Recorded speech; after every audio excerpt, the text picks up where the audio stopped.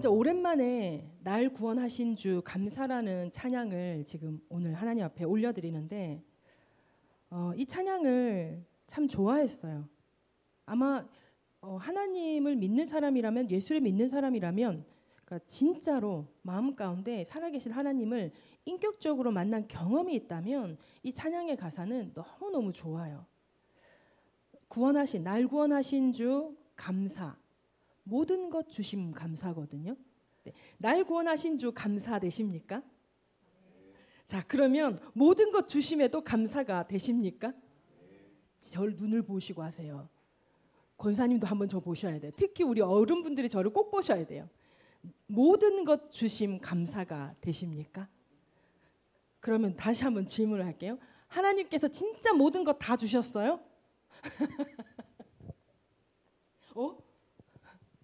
아직 안 주신 거 있잖아요. 그렇죠? 이렇게 저도 50을 넘어 이렇게 살고 있지만 모든 것 주심에 감사가 되거든요. 근데 하나님께서 모든 것을 주셨느냐? 아니거든요. 근데 이 찬양의 가사가 너무 감사가 돼요. 이게 지금 제가 20년 전에도 이 찬양을 부르면서 감동이 있었는데 그때 뭐 그렇게 모든 걸 받았겠어요? 그 초신자 때. 20년 전이면 30, 거의 초신자 무렵이잖아요. 뭐 그렇게 다 받았겠어요? 근데 감사한 거예요. 뭐가 감사하냐면 그냥 구원하신 거, 나를 구원해 주셨다는 그거 하나가 저에게 너무 컸어요. 그래서 모든 거 다 주신 것 같더라고요. 그래서 감사가 됐어요. 지난 추억 인해 감사였는데 이거 참 묵상하기가 그때는 힘들었지만 오늘 제가 이 가사를 묵상할 때 지난 추억을 인해서 감사라는 게 바로 이런 거구나라는 생각이 들더라고요. 주 내 곁에 계시네. 자, 또 한번 질문할게요. 주님께서 지금까지 신앙생활을 하면서 주 내 곁에 계시네라고 고백할 수 있으시겠습니까? 제 눈을 보시고 하세요. 내 눈을 바라봐. 제 눈을 보고 하세요. 진짜 주님께서 내 곁에 계심에 감사가 되십니까? 때로는 안 계신 것 같고 없는 것 같고 그럴 때 없으셨어요? 있었잖아요. 저도 있거든요. 한창 여기서 기도할 때 그때가 그랬거든요. 주님 아직도 저랑 함께 하시는 거 맞죠? 그 기도 진짜 많이 했었거든요. 근데 여러분 이 찬양을 드릴 때 분명히 그 기억이 있거든요. 주님 저와 지금 함께 하시는 거 맞죠? 라고 몇 번을 질문해야 되는 그런 때가 있었거든요. 그럼에도 불구하고 주 내 곁에 계시네에 감사가 되는 거예요. 그리고 응답하신 기도 감사, 거절하신 것 감사. 응답하신 기도의 감사는 당연한 건데 거절하심에 대한 감사가 되십니까? 아멘이더라고요. 거절하신 데에도 이유가 있으시고 그것이 지나서 알게 되는 것도 있고 아직까지 모르는 것도 있거든요. 그럼에도 불구하고 알게 되었던 것들이 있었기 때문에 아직까지 모르는 것에 대해서 가장 선하신 것으로 나에게 베풀어 주시기 때문에 아직 거절하신 것에서도 감사가 되더라고요. 그 다음에 헤쳐나온 풍랑 감사. 모든 것 채우시네. 풍랑이 뭐가 감사하겠어요. 그죠? 근데 풍랑이 감사더라고요. 그 풍랑으로 인해서 그것을 헤쳐나온 풍랑이잖아요. 풍랑을 헤쳐나오게 됐을 때는 감사가 되더라고요. 풍랑 가운데 있을 때는 참 많이 힘들지만 그 풍랑을 헤쳐나오게 하심 또한 하나님께서 이끌어 주셨다라는 그 감사가 되더라고요. 그래서 이 날 구원하신 주 감사 이 찬양을 이 곡을 작사하신 분은 정말 우리 신앙에 연세가 좀 많으실까? 되게 궁금해지는 거예요. 갑자기 얼마나 신앙생활을 하시고 이 찬양의 가사를 쓰셨을까? 성경을 얼마나 읽어보시고 나서 이 찬양의 가사를 쓰게 되셨을까? 이런 경우를 참 궁금해지는 그런 시간이 되더라고요. 오늘이 여러분 아시다시피 추수감사주일이잖아요. 추수감사주일에 대한 여러분 말씀 모르시는 거 솔직히 없잖아요. 추수감사주일에는 추수감사주일이 뭐죠? 1년 동안의 추수에 대한 감사인데 이제 우리 같은 경우는 1년 동안 하나님께서 이 땅 가운데서 지금의 삶 가운데 먹고 살게 하심, 지금까지 인도하심, 그리고 건강하게 하심 또는 건강하지 않은 중에 있게 하심, 이 모든 것이 감사가 되는 날이, 모든 게 감사한 날이 바로 오늘 연말을 맞이하는 이 오늘 추수감사주일이란 말이죠. 그러니까 우리는 사실 이 추수감사주일이라는 것에 대해서 그 내용을 잘 모르는 사람은 솔직히 없어요. 그러면 제가 오늘 설교를 말씀을 위해서 어쩔 수가 없어서 질문 하나 드릴게요. 여러분들은 이렇게 절기 때 오늘 추수감사 헌금을 따로 준비하십니까? 따로 준비하시는 분들만 솔직히 여기 있거든요, 지금. 우리가 이 절기가 되면 이렇게 추수감사 헌금을 따로 준비를 하잖아요. 이 추수감사 헌금을 여러분 따로 준비하는 게 너무 우리는 상식적인 것 같잖아요. 상식적이잖아요. 근데 여러분, 이것이 상식적이지 않은 성도도 있다는 거예요. 왜 추수감사주일이라고 해서 꼭 감사헌금을 드려야 하지? 나 별로 그렇게 감사한 거 없는 것 같은데 굳이 드려야 하나? 내지는 주일마다 왜 헌금을 드려야 하지? 그냥 드리면 안 되나? 또는 아니 그 11조를 왜 내가 매달 드려야 되지? 도대체 이해가 안 되시는 분들이 있더라고요. 그래서 저는 부교육자로 있을 때 어떤 분이랑 이야기를 나누다가 그 11조 그건 내가 드릴 나는 그런 건 할 수 없고 나는 그냥 감사헌금 드려요. 이렇게 얘기하시는 분이 있었어요. 근데 그땐 제가 아닌데 감사헌금은 감사헌금이고 11조는 11조고 주일헌금은 주일헌금인데 왜 저분은 그걸 나는 안 드린다라고 나는 안 드린다가 난 안 해요라고 하더라고요. 왜 그러실까? 내가 잘못됐나? 저분이 잘못됐나? 왜 이게 안 될까? 라는 생각을 그때 의문을 가지고 그냥 답이 없으니까 지나갔거든요.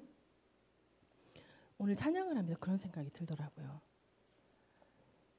먼저 지금 우리가 믿고 앉은 우리는 이 헌금을 드림이 하나님께 당연한 건데 우리가 전도를 하거나 가나안 성도라고 해서 교회를 다닌 지 오래된 사람, 예수를 다닌다 또는 교회를 다녔다 또는 예수는 믿는다, 하나님은 믿는다라고 하지만 교회 나오지 않는 이 많은 사람들 중에서 이 헌금에 대한 것 때문에 교회를 떠난 사람도 있는 거예요. 왜 헌금 때문에 교회를 떠나게 될까? 그것 또한 저에게는 의문이었거든요. 엄청난 헌금을 하려고 작정을 하신 건가? 아니면 엄청난 헌금을 하라고 강요를 받았나? 왜 헌금 때문에 교회를 물론 다른 이유로도 교회를 떠나시는 분들도 있지만 헌금 때문에 교회를 떠나시는 분들은 왜 그럴까? 그것도 저에게 참 궁금한 점이었거든요. 그러니까 그런 분들이나 우리가 지금 베스트라고 해서 새롭게 전도를 하는 그런 사람들에게 헌금에 대한 거는 아주 불편할 수 있다라는 거예요. 교회는 꼭 돈 내라 그러더라. 이렇게 얘기를 하는 사람이 있는 거예요. 근데 저도 여러분 누군가 저에게 묻는다면 헌금해야 된다라고 얘기하거든요. 11조 요즘에는 11조 안 해도 되는 거 아닙니까? 그렇게 하면서 11조 안 하는 성도들이 많이 생겨났더라고요. 그런데 저는 11조 하라고 하거든요. 11조 안 하는 사람들 중에서 헌금을 월정 헌금 형식으로 드리더라고요. 왜 이상한 걸 만들어냈는지 모르겠어요. 그런 거 하지 말고 이름이 달라요. 11조냐 월정 헌금이냐. 우리가 의미로 따지면 같죠. 의미로 따지면 같은데 하나님께서 우리에게 말씀하신 건 11조라는 거예요. 하나님께서 우리 삶 가운데 베풀어 주신 그 물질의 10분의 1을 나에게 바쳐라라고 한 거거든요. 너희가 사는 삶 가운데 월 얼마씩 결정해서 나한테 바쳐. 하나님께서 이러시는 하나님 아닌데 말로 표현하니까 되게 이상하네요. 그런 하나님은 아니시거든요. 근데 그 월정 헌금이 오히려 마음이 편한 거예요. 지금 요즘 사람들이. 그래서 11조를 드리는 게 아니라 월정 헌금을 하는 건 거예요. 근데 가인과 아벨의 제사가 하나님에게 달랐잖아요. 그런 것처럼 11조와 월정은 하나님 앞에 다른 거라고 저는 봐요. 그러면 기왕하는 거 월정을 왜 해? 11조를 하지. 그거 정말 너무 안타깝다. 나중에 백보자 심판에 설 수나 있을까? 백보자 심판에 섰을 때 뭐라고 얘기하려고 그럴까? 그런 생각이 좀 들거든요. 지금 우리는 이 헌금을 하나님 앞에 11조 드림, 무슨 절기 헌금 드림, 여러 헌금 드림 이런 게 마음 가운데 그렇게 불편하신 분 있으면 저를 따로 찾아오시면 됩니다. 불편하신 분 있으면. 그렇지 않을 텐데 그런 사람들이 있고, 그래서 이 새로운 성도들이 교회에 오기 싫다라는 경우도 우리가 보게 되는 거죠. 그렇다면 우리는 왜 아무 생각 없이 그냥 교회에다 헌금하고 있는 사람인 거예요? 아무 생각이 없습니까, 우리는? 근데 어느 순간에는 생각하고 자시고 할 필요가 없는 거죠. 하나님께 헌금을 드림이. 근데 왜 저분들은 저렇게 깊이 생각해야 되는가? 그게 의문이 되는 거죠. 그러다 보니까 찬양을 드리는데 이게 모든 것에 감사가 되지 않는 사람은 정말 이런 부분에 있어서도 교회라는 것이 하나님으로 보이지 않고, 창조주 하나님으로 보이지 않고 다르게 보이겠구나. 진짜 종교로 보이겠구나. 또는 이단 사이비로 보이겠구나. 그런 생각을 하게 된 거예요. 그래서 이것이 참 은혜다. 제 개인적으로. 이것이 아무런 꺼리낌 없이 하나님 앞에 드릴 수 있었음이 나에게 참 축복이구나 라는 것을 깨닫게 된 거예요. 그러면서 가만히 생각하니까 자연스럽게 교회를 다니게 됐다고 해서 이게 모든 게 자연스러운 게 아니다라는 생각이 든 거예요. 모태신앙이고 신앙생활을 하다가 또 그냥 어릴 때 구원받아서 교회 오게 되어서 신앙생활을 하고 헌금생활 잘 하다가 어느 날 갑자기 이 부분에 대해서 문제가 생긴 거죠. 그래서 교회를 떠나게 되는 사람들도 생기잖아요. 그래서 이런 부분은 사실 이렇게 늘 말씀 가운데 선포하기도 사실 힘든 부분이고, 이 추수주일에 대한 감사에 대한 이 모든 것들을 다 오늘 하루에 설교를 하기에도 참으로 힘든 부분이에요.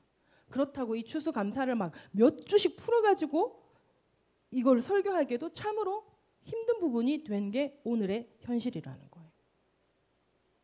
그런데 중요한 것은 감사라는 단어더라고요. 감사라는 단어. 성경을 구약 성경에 보면 하나님께서 하나님 앞에 예물 드림, 번제 이런 모든 이 예식들을 레위기랑 신명기에 2번을 이렇게 설명을 해주시거든요. 근데 그게 그렇게 재미가 없잖아요. 우리랑 지금 맞지 않으니까. 뭐가 맞지 않아요? 방식이 맞지 않다는 거죠.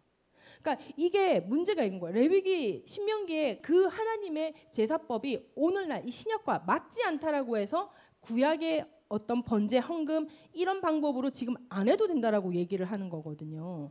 그렇게 꼭 할 필요가 있냐 이렇게 얘기를 하는 거거든요. 그런데 그러면 구약 버려야지. 구약을 왜 갖고 있어? 신약만 보면 되지. 근데 그게 아니란 말이에요.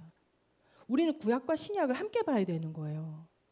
구약에는 이렇게 하라고 했지만 신약에는 이렇게 하라고 했으니까 그러니까 그냥 신약대로만 하면 되지. 이렇게 말을 하는 사람들이 있습니다. 교회를 다니는 사람들 중에. 그런데 말씀은 구약과 신약을 함께 봐야 된단 말이죠.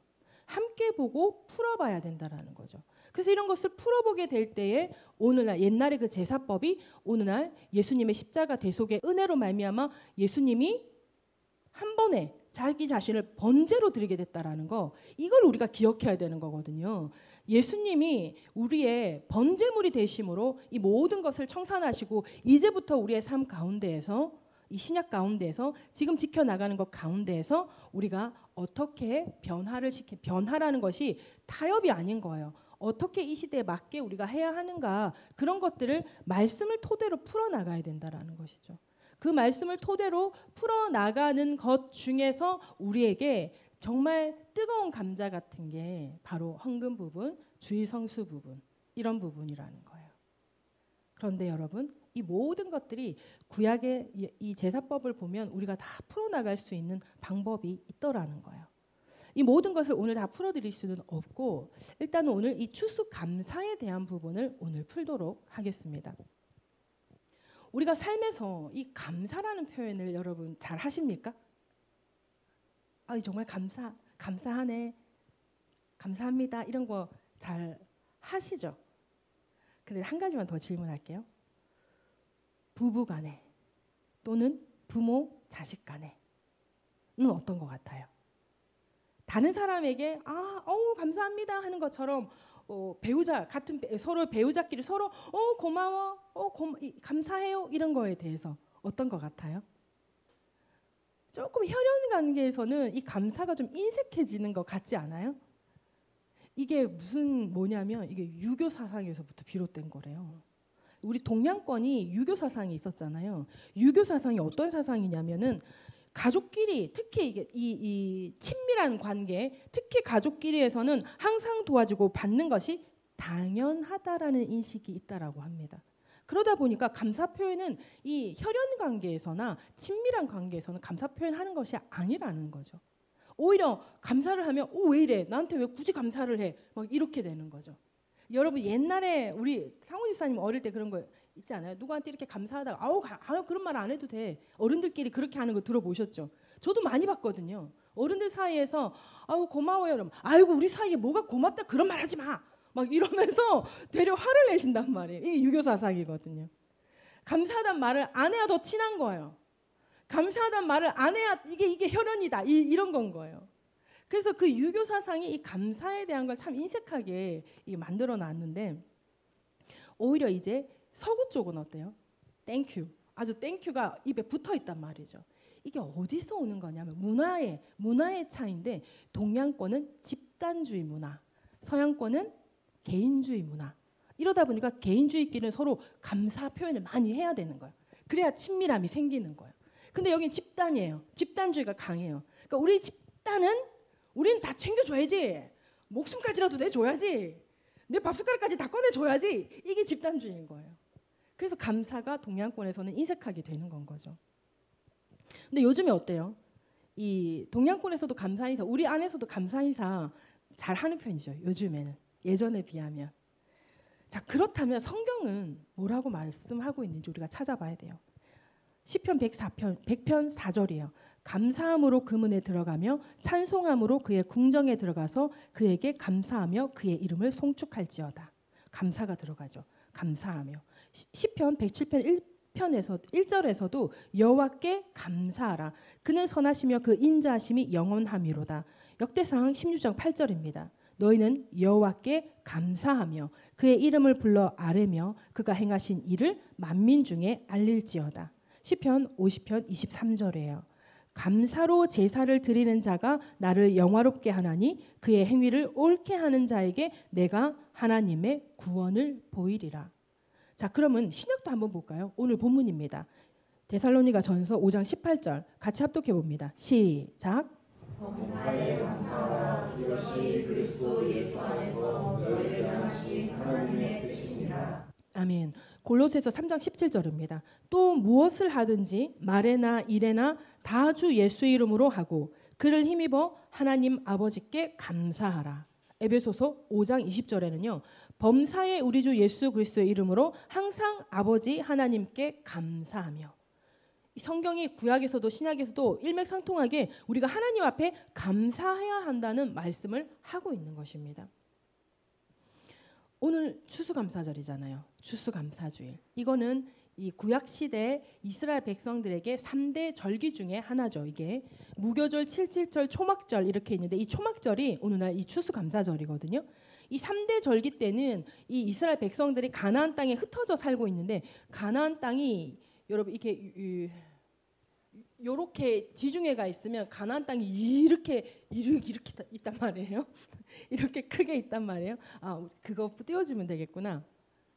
여기 이 지도가 좀 작아서 그렇지 이게 여기 이만큼이 가나안 땅이에요. 이만큼. 여기가 지중해, 여기가 이만큼이 가나안 땅인 거예요. 가나안 땅이 우리나라보다는 훨씬 클 거예요. 이렇게 큰 땅이기 때문에 그 당시에는 걸어서 다녀야 되잖아요. 대부분 걸어서 다녀야 되거든요. 그러니까 이 땅이 엄청나게 큰 땅인데 1년에 3번 무교절, 칠칠절, 초막절 이때 어떻게 하라는 거예요? 이스라엘의 모든 남자는 예루살렘으로 모여서 하나님께 예배를 드리라. 이게 하나님께서 이스라엘 백성들에게 명령하신 거예요. 그리고 이 3대 절기 이 핵심 정신이 뭐냐?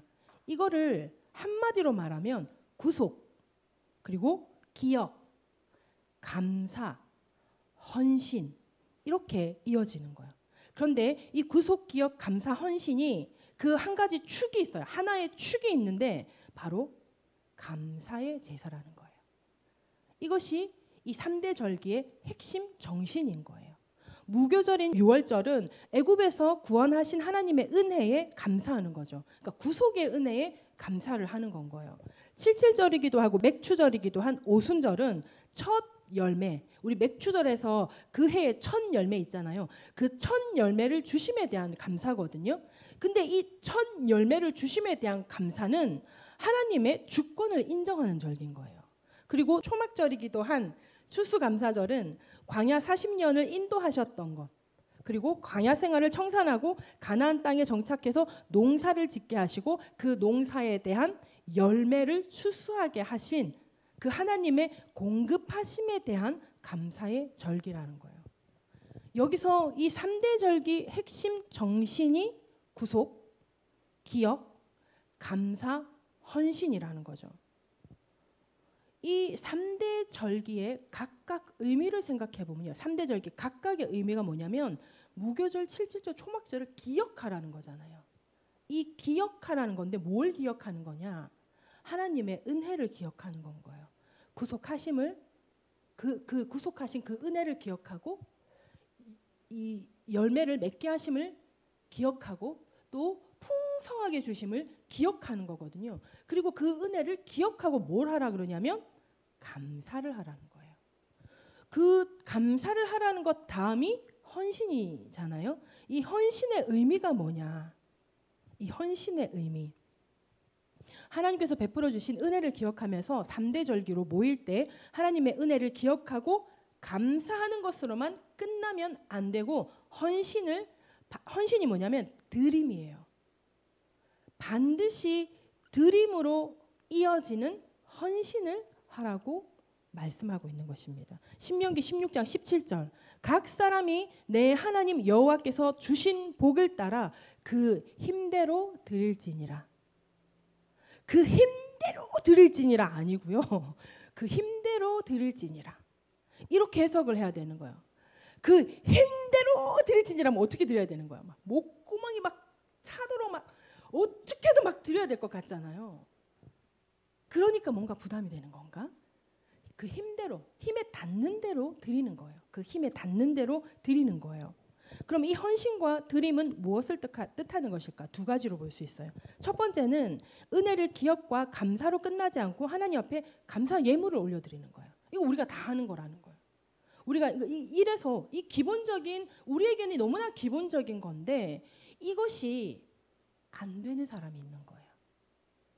왜 안 될까요? 왜 하나님 앞에 예물 드림이 안 될까요? 한번 맞춰보세요. 여기서 손을 들었다. 왜 못 드리는 것 같아요?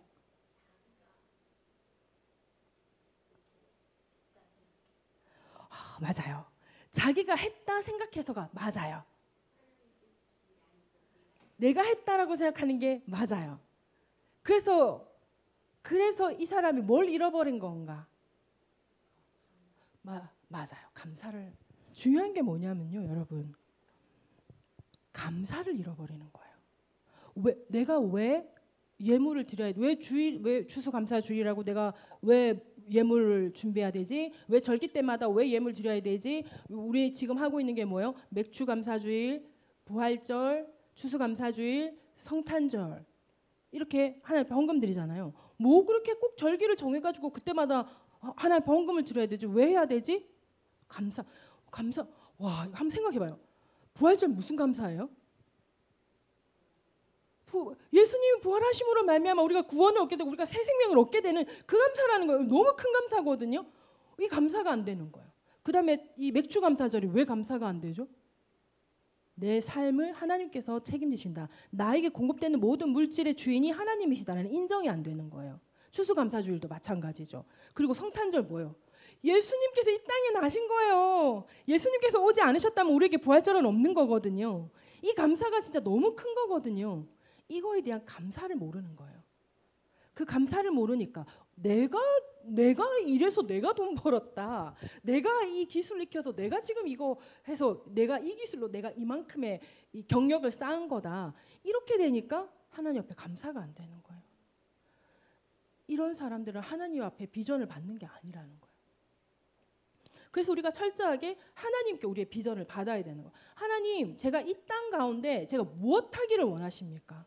내가 무엇을 하며 이 땅 가운데 살면서 제가 이 땅 가운데 살면서 하나님께서 이 일을 통해서 하나님께서 나에게 베풀어 주신 그 은혜로 제가 헌신하며, 헌신의 두 가지가 있다는데 그 첫 번째가 예물이라 그랬죠. 그 헌신의 예물을 드리며 제가 무엇을 이 땅에서 해야 하는지를 하나님께 받아야 된다라는 거예요. 근데 그거에 대한 게 없으니까 감사가 안 되는 거예요. 내 인생의 주인이 하나님이시다. 맞습니까? 이게 내 인생은 내가 주인이지, 내 인생은 나의 것이요. 이렇게 되니까 이게 감사가 안 되는 거죠. 출애굽기 23장 15절이에요. 너는 무교병의 절기를 지키라. 내가 내게 명령한 대로 아비월에 정한 때에 이래 동안 무교병을 먹을지니 이는 그 달에 네가 애굽에서 나왔음이라. 빈손으로 내 앞에 나오지 말지니라. 신명기 16장 16절에서 17절입니다. 너희 가운데 모든 남자는 1년에 3번 곧 무교절과 칠칠절과 초막절에 내 하나님 여호와께서 택하신 곳에서 여호와를 배웁되 빈손으로 여호와를 배웁지 말고 각 사람이 내 하나님 여호와께서 주신 복을 따라 그 힘대로 드릴지니라. 왜 자꾸 드리래? 그냥 보라 하면 되지. 막 예배만 드리면 되지. 내가 지금 이렇게 나와서 예배를 드리고 있잖아. 근데 왜 자꾸 예물을 드리래? 이 물질의 주인이 하나님이심을 인정하지 못하는 건 거예요. 내 물질의 모든 공급을 하나님께서 공급하심을 인정하지 못하기 때문에 이 부분 빈손 들고 나오지 말고 하나님 앞에 예물 드려라. 이것이 불편해지는 건 거예요. 우리가 지난 시간에도 언급했던 종교와 기독교의 다른 점을 또 여기서 찾아볼 수가 있습니다. 종교에서는 정성을 들이는 돈이라고 해서 성금을 하라 그러죠. 그런데 뭐라 그러죠? 성금을 많이 하라 그래요. 그래서 이런 게 있잖아요. 어떤 성금을 위해서 뭘 만들어요. 요거는 얼마짜리고요. 요거는 얼마짜리고요. 요거는 얼마짜리예요. 그래서 요거를 하면 어디에 뭐를 할 수 있고요. 요 중간 거를 하게 되면 요 어디에 할 수 있고요. 요거를 하게 되면 거기에 할 수 있어요. 대충 이해가 되십니까? 이해가 되세요? 이해가 안 되신 분 나중에 따로 찾아오세요. 그렇게 되니까 돈이 있는 사람은 이거 하고 싶은 거예요. 세 번째 거를. 그래야 그 중심 쪽으로 올라갈 수가 있거든요. 뭘 하나를 정성을 들이는 게. 그래서 많이 해야 되는 거예요. 많이 하라고 하는 거예요. 특히 이단 사이비들은 뭐라고 합니까? 뭐 한다고 이거 얼마를 드려라. 얼마를 드렸어요. 그 얼마를 했는데 이제는 네가 이거를 해야 돼. 그래야지 이게 풀려. 그러면 또 이거를 했어요. 근데 그래서 이제 이거를 해야 돼. 그래서 이제 이거를 해야 돼. 점점 올라간대요.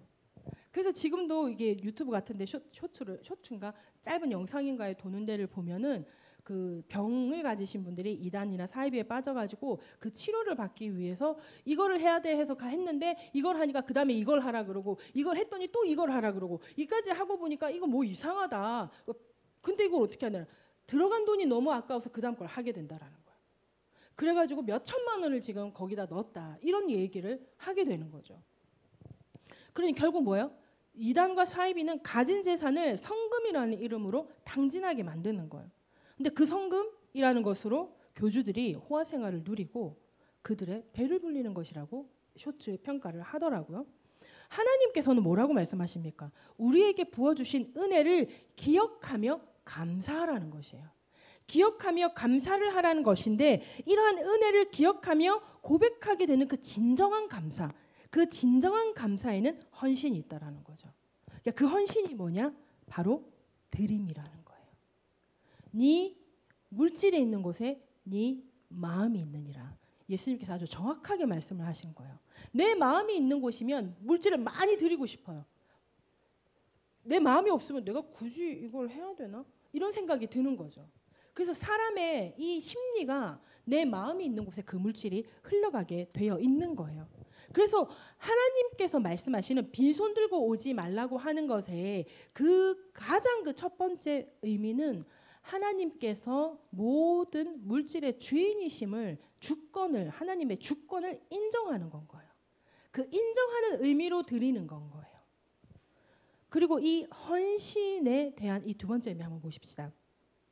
첫 번째는 예물이었죠. 두 번째는 하나님의 은혜를 기억하고 감사함으로 드리는 예물은 단순한 예물 드림이 아니에요. 이들에게 이 이스라엘 백성들에게 있어서 자기 자신을 드리는 거예요. 왜 자기 자신을 드림이냐? 우리 말씀 한 군데만 찾아서 같이 읽어요. 좀 전에 읽었던 말씀인데 신명기 16장 16절에서 17절입니다. 자, 합독해 봅니다. 시작. 너희 가운데 모든 남자는 1년에 3번 곧 무교절과 칠칠절과 초막절에 내 하나님 여호와께서 택하신 곳에서 여호와를 배웁되 빈손으로 여호와를 배웁지 말고 각 사람이 내 하나님 여호와께서 주신 복을 따라 그 힘대로 드릴지니라. 아멘. 아까 뭐라 그랬어요? 이스라엘 백성들은 이스라엘 전역의 지파별로 흩어져서 살고 있어요. 근데 하나님께서 택하신 곳은 어디죠? 예루살렘. 이렇게 지중해요. 그리고 여기가 가나안 땅이에요. 요만큼이. 가나안 땅 중에 여기가 예루살렘이에요. 그러면 요단강 저편에 있는 사람들은 올라면 엄청나게 많이 시간이 걸리겠죠. 그리고 이스라엘 북쪽에서 오는 사람들 좀 더 많이 시간이 걸리겠죠. 밑에서 올라오는 사람들보다 시간이 좀 더 걸리거든요. 그래서 제가 찾아봤어요. 얼마나 걸리는지.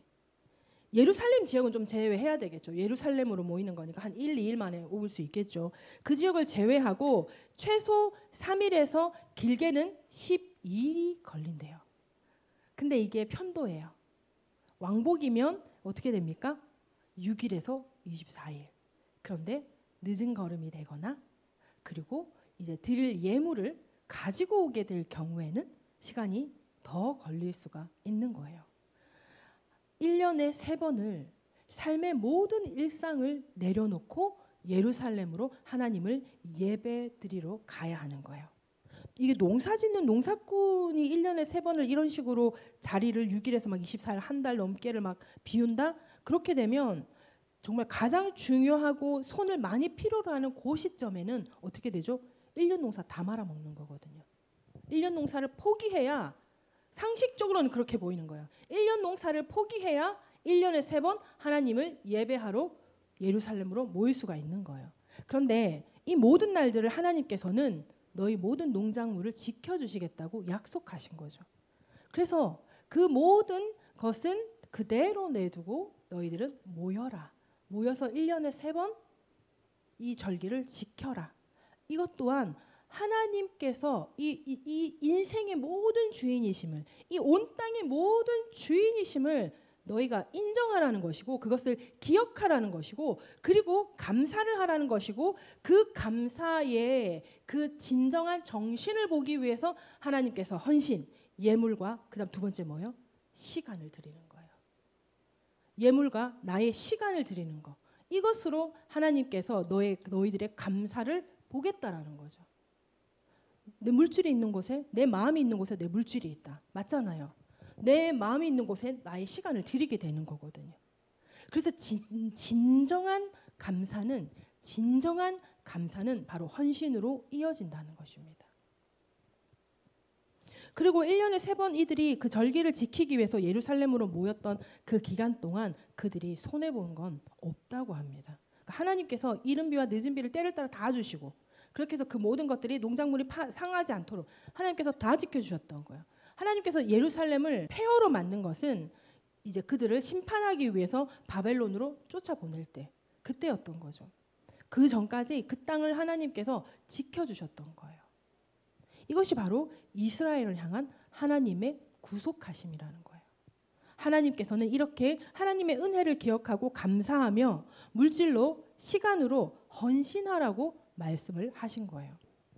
오늘 말씀을 통해서 우리가 기억해야 할 것은 저는 그 기억해야 할 것을 딱 한 가지를 뽑는다라고 한다면 저는 감사라고 봅니다. 예수 그리스도 십자가 대속의 은혜를 믿음으로 우리가 구원을 받죠. 구약 때는 구속하심이지만 이제 우리는 예수님의 십자가 대속의 은혜를 믿음으로 말미암아 구원을 받습니다. 이렇게 해서 우리가 사단의 권세에서 하나님의 나라로 옮겨지는 거죠. 이게 뭐냐면 우리는 이제 구속이 아니라 어떻게 돼요? 구원, 기억, 감사, 헌신이라는 거예요. 구약 때는 구속, 기억, 감사, 헌신이었다면 우리 신약 우리들은 구원, 기억, 감사, 헌신. 사실 구속도 우리에게 맞거든요. 그런데 예수 그리스도 십자가 대속의 은혜를 믿음으로 말미암아 구원받는 그 구원을 앞에 놓는 거죠. 그래서 구원, 기억, 감사, 헌신이에요. 오늘 본문을 우리 다시 한 번만 읽어봅니다. 데살로니가 전서 5장 18절이에요. 합독해 봅니다. 시작. 범사에 감사하라. 이것이 그리스도 예수 안에서 너희를 향하신 하나님 뜻이니라. 아멘. 우리가 범사에 감사하는 것은 우리를 향하신 하나님의 뜻이라는 거예요. 그러니까 하나님께서는 뭐라 하냐면 너희가 예수 그리스도 안에서 나에게 감사를 해라. 감사를 해라. 계속 감사를 하라는 거예요. 왜 감사를 하라는 것인가? 이 감사에 따라 붙어야 하는 게 바로 구원, 기억, 감사, 헌신이에요. 근데 이 왜 감사를 하라 하느냐? 예수 그리스도 십자가 대속의 은혜가 우리에게 너무 감사한 일이잖아요. 말로 표현할 수 없는 감사죠. 우리가 이러한 구원의 은혜를 기억함으로 하나님께 감사를 드리게 되는 거예요. 이러한 감사를 기억함이 우리의 헌신으로 이어지게 되는 것입니다. 그래서 이 감사를 하는 것이 너무나 중요한 거예요. 감사가 중심축이라는 거죠. 그래서 성경에도 감사를 잊어버린다는 것은 하나님을 잊어버린다라고 말씀하고 있는 성경 구절이 있습니다. 시편 50편 22절에서 23절이에요. 하나님을 잊어버린 너희여 이제 이를 생각하라. 그렇지 아니하면 내가 너희를 찢으리니 건질 자 없으리라.